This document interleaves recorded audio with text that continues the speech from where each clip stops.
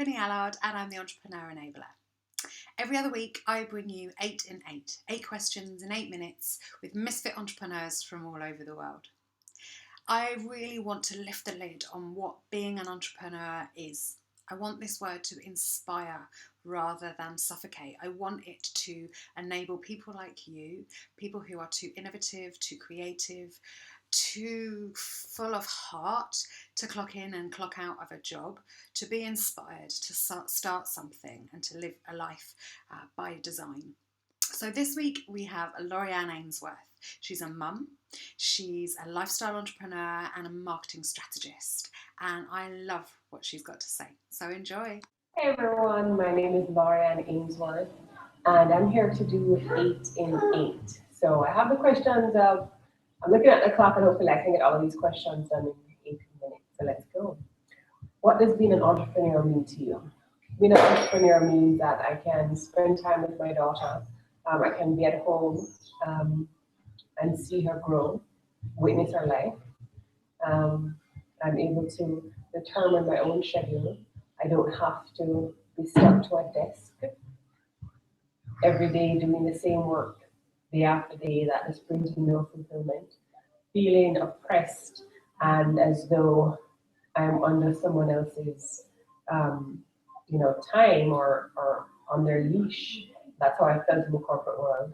So being an entrepreneur means that I get to be in charge of my own life. I get to determine how much money I get paid, not a role, not what someone else thinks I'm valued at, but what I think I'm valued at, and that's what being an entrepreneur means to me. What did you want to be when you grew up? I wanted to be a lawyer. That was my dream. I went to university and I had all plans, I mapped out how I was going to go to university, go through and do law, but that didn't happen. I ended up in marketing and now I'm here as an entrepreneur. When did you decide to be self-employed? I was always someone who believed in following the straight and narrow, going and getting your education, getting a good job, getting benefits, staying in that job for years, and retiring happily.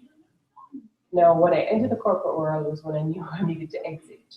When I realized what being in a job meant, it meant not having any freedom, not being able to dictate my time, dictate, as I said before, my pay, be fulfilled.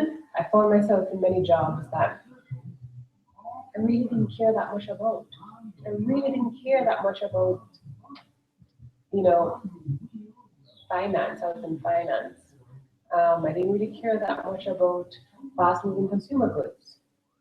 But being in the role, you had to convince yourself that you cared about these things. It didn't bring any fulfillment to me. And so I became very jaded and lazy about the work. And I knew I was better than that. But when I really knew I had to leave was after I had my daughter. And a manager of mine said to me that, being a good mom and manager, because I was a manager too, means getting a full-time nanny who lives in and spend as much time at your desk as possible. And it was when she said that, I knew it was time to go. I thought, my life cannot be the work. My life cannot be hiring someone to look after my family while I stay at work behind the desk, building someone else's empire. And people thought I was crazy because I left when I had responsibilities and when I needed the money. But I did it anyways because I had to follow my passion. And so here I am. Who inspires me? That little one making noise behind me. She inspires me every day. She's the reason I left the corporate world, and now I'm on a path that is making me extremely happy. This is what motherhood is. I wanted to be here to experience her, to witness her life, and I want to make sure that every day she wakes up happy and I'm there for her. What is a non-negotiable in your schedule? Nothing is non-negotiable in my schedule. And that's the truth. I'd love to say spending time with my family and family time, but that's just not true. Why? Because at this point in my life as an entrepreneur, I know that I have to make sacrifices. And if I have to do an interview with someone and I need her grandmother to watch her for an hour or two, I'm going to sacrifice that hour or two with her because I know that what I'm doing is building up towards giving her a better future. I definitely spend more time with my family, but I think everything is negotiable at this point. I'm not at the point where I can say I have no, I have a non-negotiable in my life. What makes you feel hard? I only have a certain amount of time in the day to get work done, being a work-at-home mom. And when my daughter comes home from school, which is only a few hours, that nap time, that 2 hour nap time is critical. So when the dog barks or someone's ringing my doorbell or the car alarm goes off, that makes me mad because I've lost those 2 hours of work and I can't let them out. What do you do that helps you feel more Well, I would typically have a glass of red wine. Right now I'm pregnant, so I can't do that. And so I drink a cup of tea. I love tea. I might have been English in another life.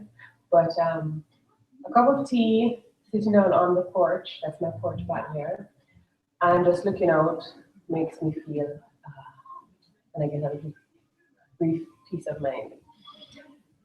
What would you like your epitaph to read? A little more fit, but I suppose it would have to be a message. A message that says something to the effect of, stop existing and start living. I did. Because I love that saying, stop existing and start living, because that is what I truly believe, that every day that we are in a job that we hate, that we're in a situation that we hate or we're fed up with and we're frustrated, we are existing, we are doing the same routine over and over and over, and we're not living. And I would want people to know that I lived, that I got out of that routine, I stopped existing and I lived, and I encourage them to do the same. So stop existing, start living, I did. Bye.